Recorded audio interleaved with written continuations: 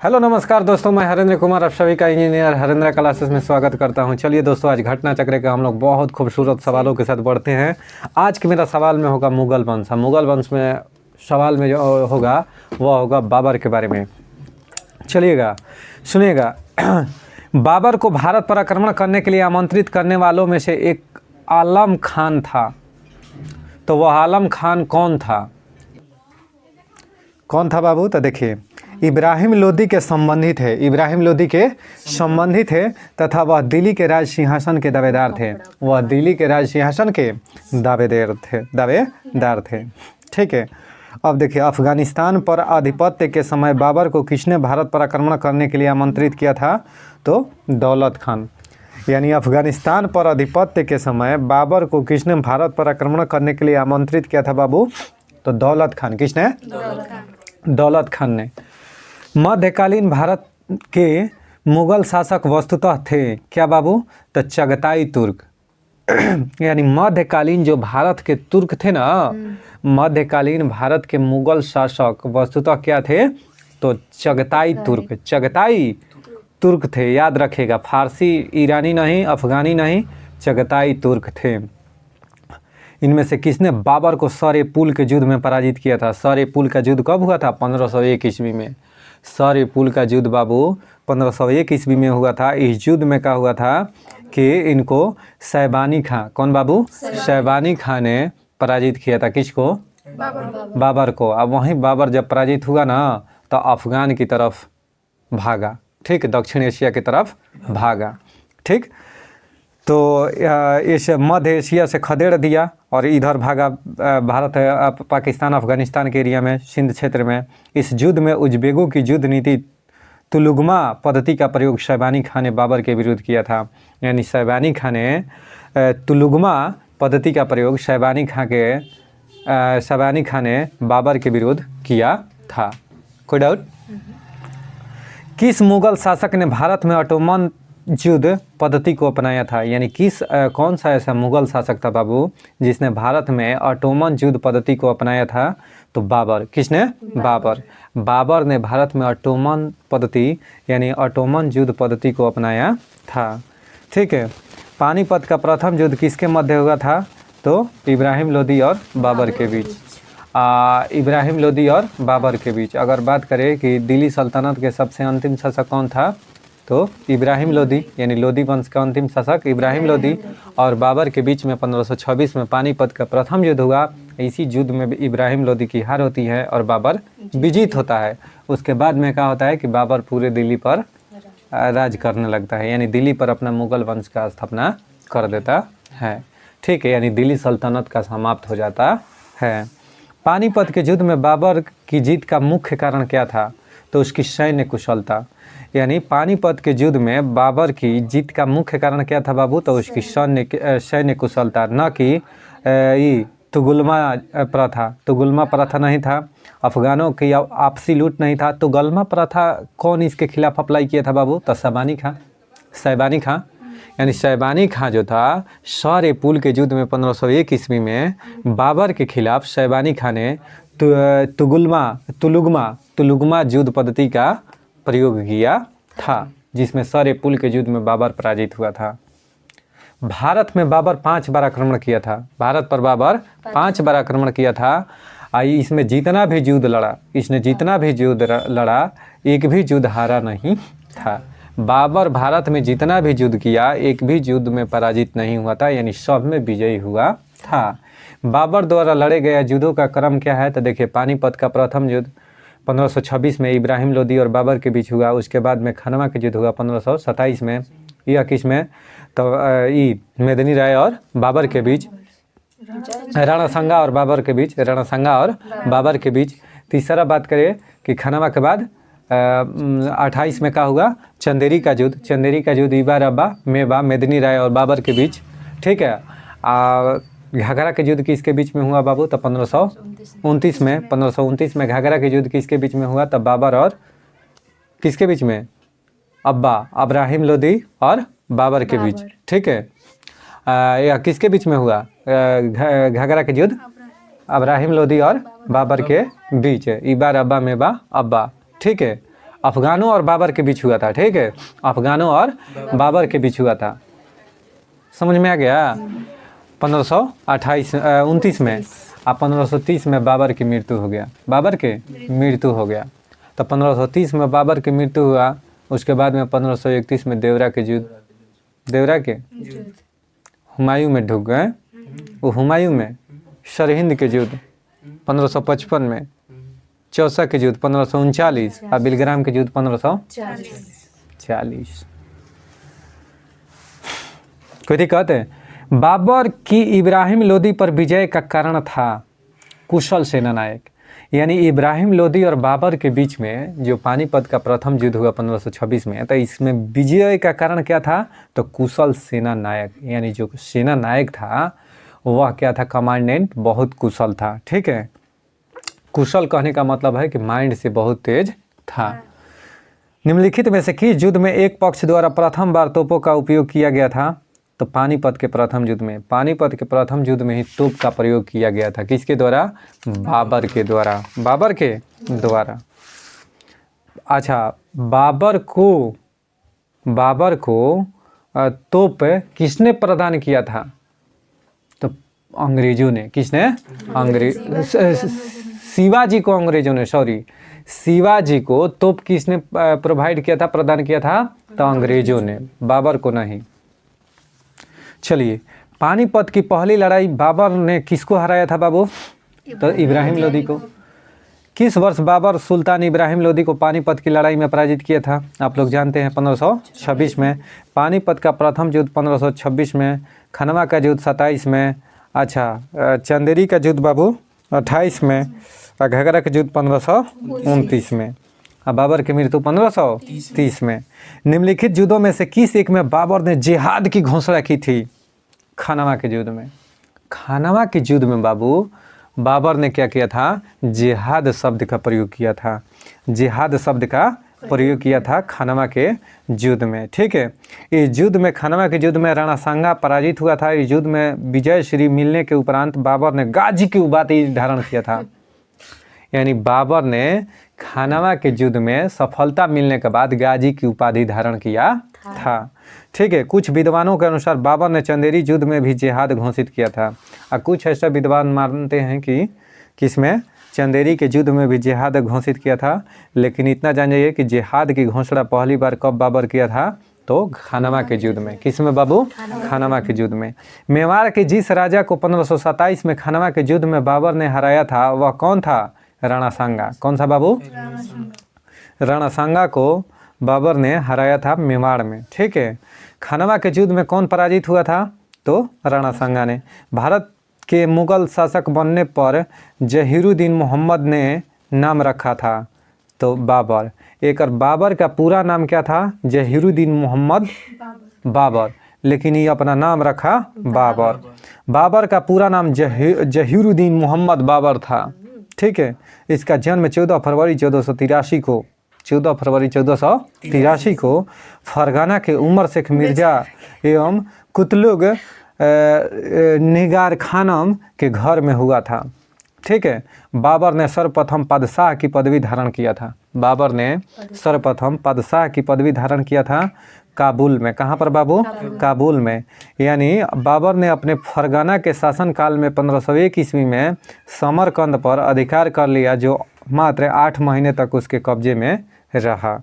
यानी कहने का मतलब है कि बाबर ने सर्वप्रथम कौन सा पदवी धारण किया था? तो बादशाह के। किसका? बादशाह के, ठीक है। गाजी की उपाधि कब धारण किया बाबू? तो खनवा के युद्ध विजयी होने के उपरांत। समझ में आ गया? वह मुगल सम्राट जिसने जीवन से धैर्य व संकल्प से सफलता की शिक्षा मिलती है, जहीरुद्दीन मोहम्मद बाबर। यानी वह कौन सा ऐसा मुगल सम्राट था जिसके जीवन से धैर्य व संकल्प से सफलता की शिक्षा मिलती है? जहीरुद्दीन मोहम्मद बाबर। जहीरुद्दीन मोहम्मद बाबर के जीवन से धैर्य व संकल्प से सफलता की शिक्षा मिलती है। बाल्यावस्था में ही पिता की साया चली गई। पिता मर जाते हैं इसके, किसके? बाबर के। बाबर के पिता मर जाते हैं, उसके बावजूद बाबर ने कभी हिम्मत नहीं हारी। बाबर ने कभी हिम्मत नहीं हारी। सुनिए जा कहानी, उसके साहस एवं धैर्य का ही प्रतिफल था। यानी उसके साहस और धैर्य का ही प्रतिफल बना था। ढेर कहता था ना बापू, हमार बाबू नहीं खन, हम भीख मांगे काम चला ली, समझ में आता, या कुछ और रास्ता ढूंढी। लेकिन ये देखिए, हिम्मत नहीं हारा। क्या किया था कि धैर्य का प्रतिफल था कि उसने भारत में मुगल साम्राज्य की नींव डाली। उसने अपने पुत्र हुमायूं को सलाह दी कि संसार उसका है जो परिश्रम करता है।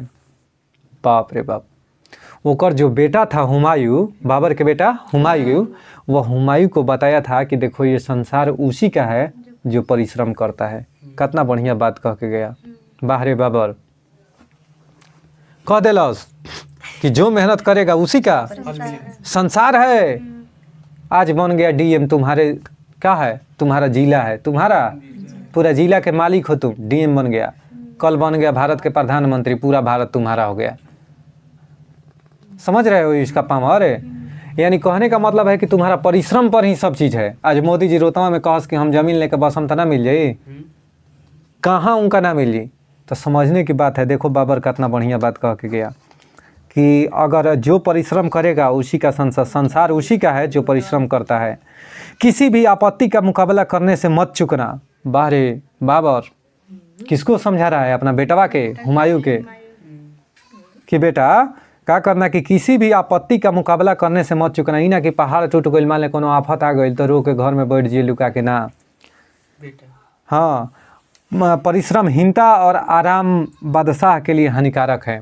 यानी परिश्रमहीनता यानी जो आराम फरमाए, और आराम बादशाह के लिए हानिकारक है। यानी जो आराम फरमाता है वह बादशाह के लिए राजा नहीं हो सकता है। बाबर ने अपने बाबरनामा में किस हिंदू राजा का उल्लेख किया है? तो मेवाड़ के राजा राणा सांगा के। समझ में आ रही क्या? यानी बाबर ने अपनी आत्मकथा में जिन दो हिंदू राज्यों का उल्लेख किया है उसमें है विजयनगर और दूसरा मेवाड़ है। तो यह पूछेगा कि बाबर की आत्मकथा का नाम बाबरनामा है, उसका लेखक खुद बाबर है, वह किस भाषा में लिखा गया है? तुर्की भाषा में। किस भाषा में बाबू? तुर्की भाषा में। पेपर में कई बार फुर्ती से दे दिया है तुर्की को, समझ में आ गया ना? इसलिए इसको सुर्ती खा के भुलाइएगा नहीं। आइए, तो उनमें से एक विजयनगर और दूसरा बाबू मेवाड़ था। यानी बाबर ने अपना जो बाबरनामा में लिखा था उसमें दो राज्य, भारत के दो राज्य कौन है? एगो तो विजयनगर और दूसरा मेवाड़ का चर्चा किया है। ठीक है, उसमें लिखता है, क्या लिखता है कि जब हम लोग काबुल में ही थे तो राणा सांगा, मेवाड़ के शासक, उस समय राणा सांगा था, राणा सांगा ने उपस्थित होकर उसकी ओर से निष्ठा प्रदर्शित की थी। यह निश्चय किया था कि सम्मानित बादशाह इस ओर दिल्ली यानी दिल्ली के समीप पहुंच गए तो मैं राणा सांगा इस ओर से आगरा पर आक्रमण कर दूंगा। तुर्की भाषा में बाबर द्वारा लिखा यह ग्रंथ संसार की श्रेष्ठतम आत्मकथाओं में स्थान रखता है। यानी बाबर के जो बाबरनामा है बाबू सबसे ज़्यादा श्रेष्ठ है, माने बहुत श्रेष्ठ पुस्तकों में इसकी गिनती होती है। चलिए दोस्त, बाबर के आत्मकथा का नाम था बाबरनामा, वह तुर्की भाषा में लिखा गया था। बिल्कुल सही है। तुर्की मुगल दरबार की राजभाषा थी? नहीं, मुगल दरबार की राजभाषा फारसी थी। क्या थी बाबू? फारसी। या तुजू के बाबरी, तुजू के बाबरनामा के फारसी में तुजू के बाबरी। बहुत सुंदर। अयोध्या में स्थित बाबरी मस्जिद का निर्माण किसने कराया था? मीर बाकी ने। किसने? मीर बाकी ने। यानी अयोध्या में स्थित बाबरी मस्जिद था ना, उसका निर्माण किसने करवाया था बाबू? मीर बाकी ने। प्रचलित मान्यताओं के अनुसार मुगल बादशाह बाबर के सेनानायक मीर बाकी ने अयोध्या में बाबरी मस्जिद का निर्माण करवाया था। ठीक है। तुजू के बाबरी किस भाषा में लिखी गई है बाबू? तो तुर्की भाषा में। किस भाषा में? तुर्की भाषा में। नहीं, चलिए दोस्तों, गर्मा गर्म एकदम। निम्न नामों में से उसे चिन्हित करिए जो हुमायूं के भाइयों में से किसी का नाम नहीं है। हुमायूं के भाइयों में से किसी का नाम नहीं है। वह कौन है बाबू? तो उस्मान। कौन है? हुमायूं के भाई का नाम नहीं था, यानी बाबर के बेटा का नाम नहीं था। बाबर के बेटा में था हुमायूं, कमरान, अस्करी, हिंदाल।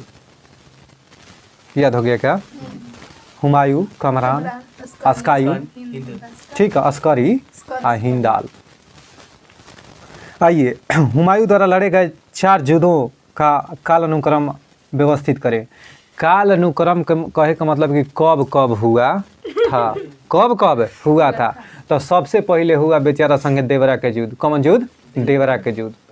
सबसे पहले देवरा के युद्ध हुआ था। उसके बाद में चौसा के युद्ध 1539 में, और फिर कनौज या बिलग्राम के युद्ध बुझियो कब हो रहे 1540 में। और ओकरा बाद सरहिंद के युद्ध कब? 1555 में। 1555 बुझियो वो गरीब बाबर 1900 में ना रहे। ठीक है। हुमायूं निम्नलिखित में से किन दो शासकों के मध्य 17 मई 1540 ईस्वी में कनौज के पास युद्ध हुआ था? बताइए।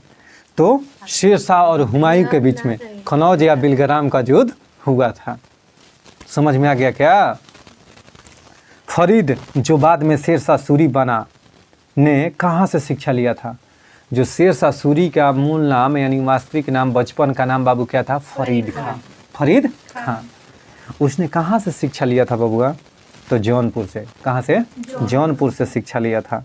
निम्नलिखित में से मध्ययुगीन शासकों में से कौन एक उच्च शिक्षित था? तो शेरशाह।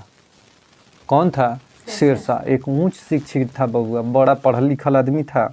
ठीक है। शेरशाह सूरी ने जौनपुर में औपचारिक शिक्षा प्राप्त किया था, जो उस समय उच्च शिक्षा का प्रमुख केंद्र हुआ करता था जौनपुर।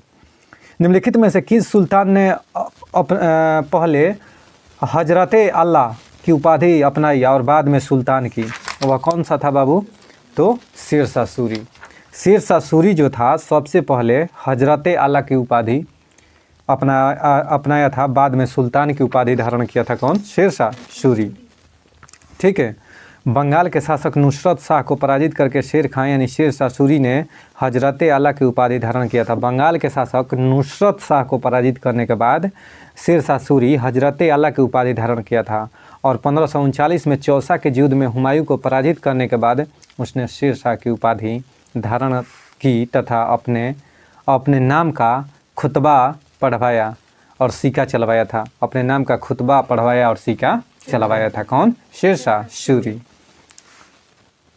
अब सुनिए, दिल्ली सल्तनत के पराभव के उपरांत किस शासक द्वारा स्वर्ण मुद्रा का सर्वप्रथम प्रचलन किया गया था? तो हुमायूं के द्वारा। यानी दिल्ली सल्तनत का वह कौन सा बबुआ ऐसा शासक था पहला जिसने सोने का सिक्का चलाया था? दिल्ली सल्तनत के प्रभाव के उपरांत किस शासक द्वारा स्वर्ण मुद्रा का सर्वप्रथम प्रचलन हुआ था? तो हुमायूं द्वारा। किसके द्वारा बाबू? हुमायूं द्वारा। हुमायूं ने चुनार दुर्ग पर प्रथम बार आक्रमण कब किया था? तो 1532 में। चुनार दुर्ग पर हुमायूं कब आक्रमण किया था? 1532 ईस्वी में। ठीक है। दौराह का युद्ध कब हुआ था? 1532 में। चौसा का युद्ध 1539 में। कनौज का युद्ध 1540 में। सामूगढ़ का युद्ध बबुआ, सामूगढ़ का युद्ध कब हुआ था? 1658 में। 1658 में सामूगढ़ का युद्ध हुआ था। ठीक है। चुनार दुर्ग पर कब आक्रमण किया था हुमायूं? 1532 में। अब वहीं चुनार जो दुर्ग पर आक्रमण किया था ना, वहीं पर उसी को दौराह का युद्ध के नाम से जाना जाता है 1532 में। ठीक है। चुनार दुर्ग पर आक्रमण किया था 1532 ईस्वी में। इस किलो को उसने 4 महीने तक घेर रखा था। ठीक है। 4 महीने तक घेर रखा था। और सामूगढ़ का युद्ध 1658 के। तो ये भी पूछता है कि सामूगढ़ का युद्ध कब हुआ था? तो 1658 में। निम्नलिखित में से किसने अपने बादशाह पति के लिए मकबरे का निर्माण करवाया था? तो हाजी बेगम। हाजी बेगम कौन थी? तो सुनिएगा।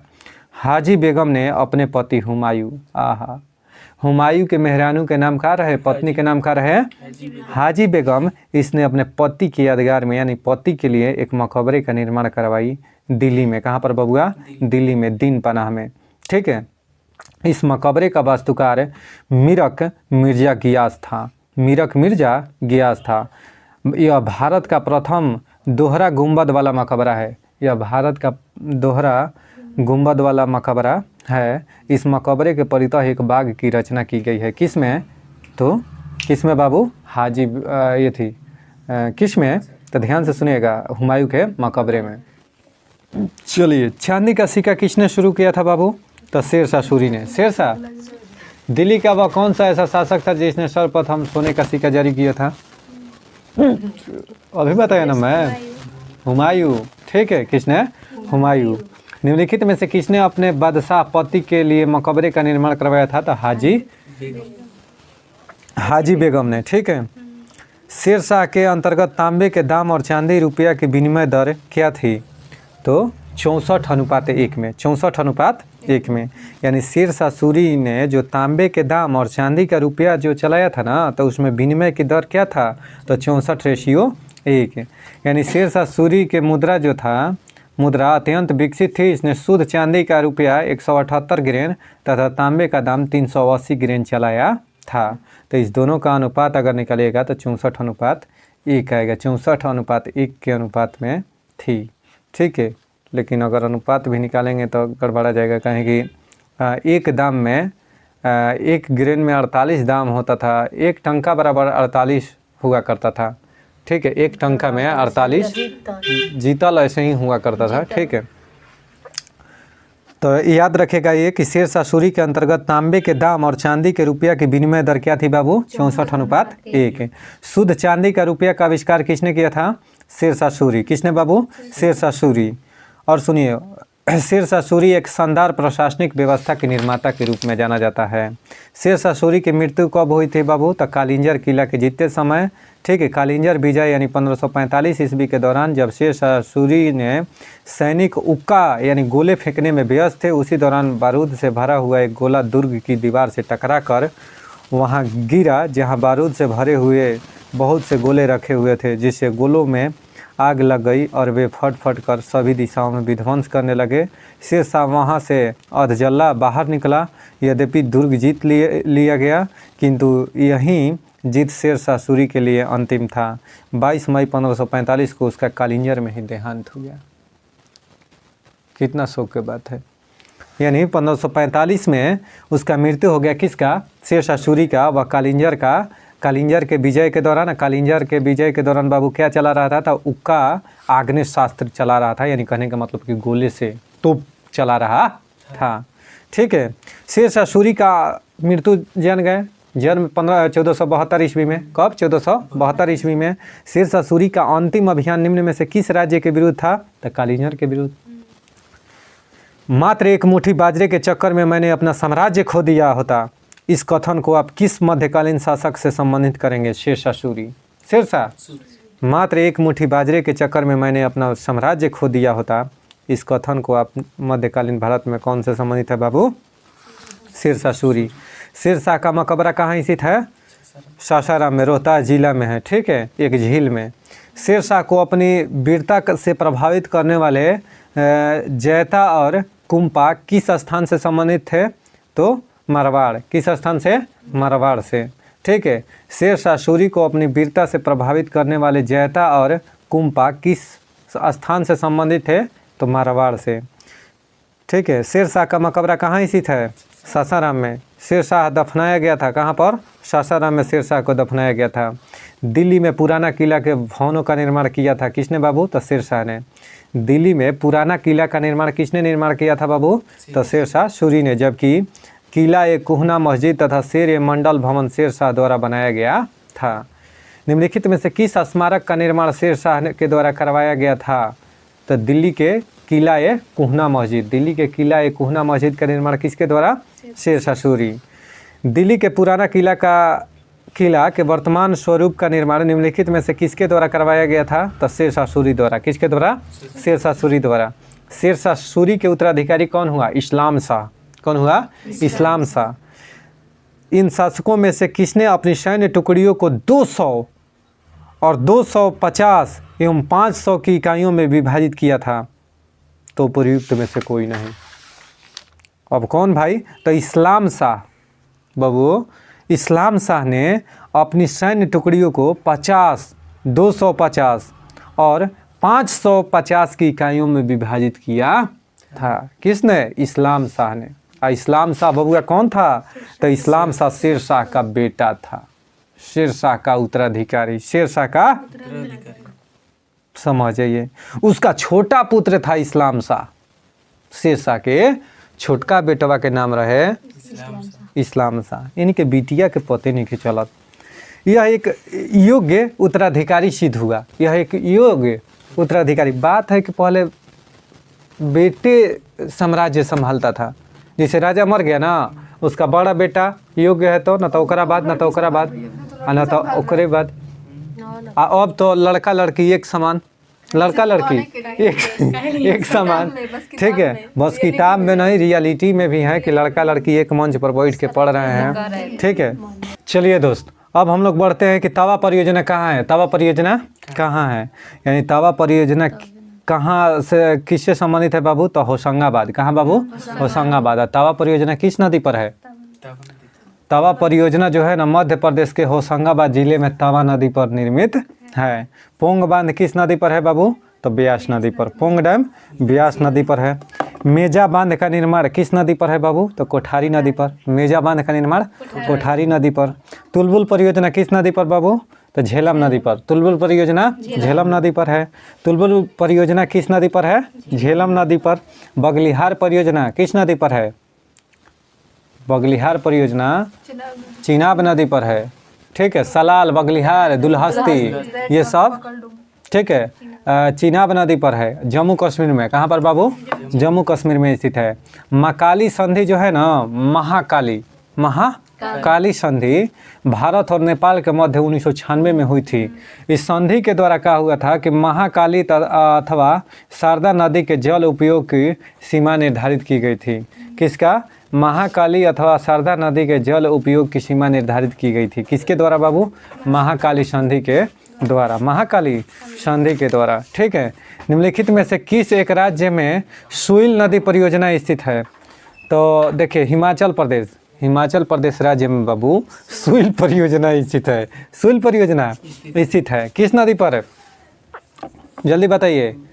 यानी जो सुइल परियोजना है ना बाबू, चंबा जिले में सुइल नदी पर है। कौन जिला में, हिमाचल प्रदेश के चंबा जिला में। कौन नदी पर, सुइल नदी पर सुइल परियोजना है। यह सुइल रावी नदी की एक सहायक नदी है। सुइल, समझ में आ गया। जोंक किसकी सहायक नदी है, महानदी के। महानदी की लंबाई कितनी है, 851 किलोमीटर, ठीक है। और जमुना नदी की लंबाई 1375 किलोमीटर, ठीक है। यमुना, उसी को ज से उच्चारण कभी कल हो जाता है। देखिए जवाहर सागर बांध कुछ कहना चाहती हैं। जवाहर सागर बांध कहाँ है बाबू, बोलिए। जवाहर सागर बांध चंबल नदी पर है। किस नदी पर है, चंबल नदी पर। किस राज्य में, राजस्थान में, ठीक है।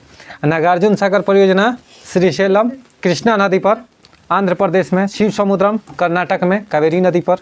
गांधी सागर चंबल नदी पर, मध्य प्रदेश में। गांधी सागर मध्य प्रदेश में ना, मध्य प्रदेश को टाइगर स्टेट, भारत का दिल, धड़कन, हृदय मध्य प्रदेश।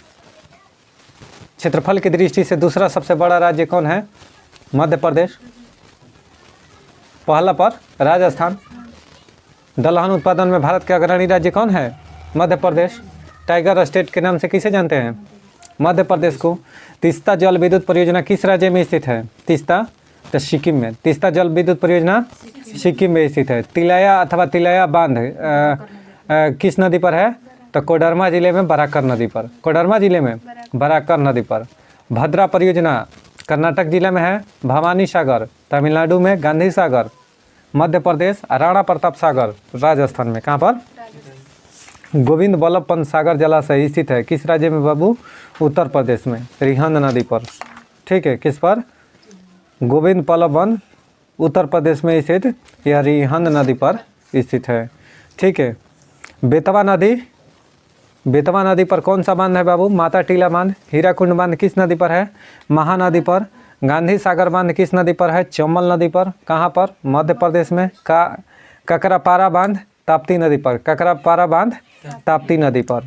कौन सा बांध सिंचाई के लिए नहीं है, तो शिव समुद्रम बांध। शिव समुद्रम बांध 1902 में जल विद्युत उत्पादन के लिए किया गया था, इसको सिंचाई के लिए उपयोग में नहीं लिया जाता है। आज बात समझिएगा कि कौन सा ऐसा डैम है बाबू कि जिसका उपयोग सिंचाई के लिए नहीं करते हैं, तो शिव समुद्रम बांध का, ठीक है। इसका निर्माण 1902 में हुआ था, कावेरी नदी पर स्थित है। कावेरी नदी कर्नाटक में। वर्तमान में भारत में अनेक जल विद्युत परियोजनाएं कार्यरत है, ठीक है। दुल्हस्ती परियोजना किस नदी पर है, चिनाब नदी पर। गांधी सागर चंबल नदी पर। उकाई परियोजना ताप्ती नदी पर। तवा परियोजना तवा नदी पर। पोचमपाद परियोजना किस नदी पर है, गोदावरी नदी पर, माता टीला बेतवा नदी पर। चेरुथानी बांध किस नदी पर है? चेरुथानी, चेरुथानी, पनही का मतलब जूता, ठीक है। चेरुथानी बांध किस नदी पर अवस्थित है? बताइए। पेरियार नदी पर, यानी चेरुथानी बांध किस नदी पर है? पेरियार नदी पर। कहाँ पर? तो केरल में। कभी कहते। तो चलिए दोस्तों, हम यहीं पर क्यूज को समाप्त करते हैं। आप लोग बहुत अच्छे तरीके से पढ़े होंगे। हम उम्मीद करते हैं कि ऐसे ही पढ़ते रहिए, हंसते रहिए, मुस्कुराते रहिए और मेरा वीडियो देखते रहिए। और लाइक या शेयर और सब्सक्राइब करना ना भूलें। शेयर भी कर दीजिए अपने पास ग्रुप में, जो भी है उस ग्रुप में शेयर कर दीजिए दोस्तों के पास। बहुत बहुत शुक्रिया दोस्तों।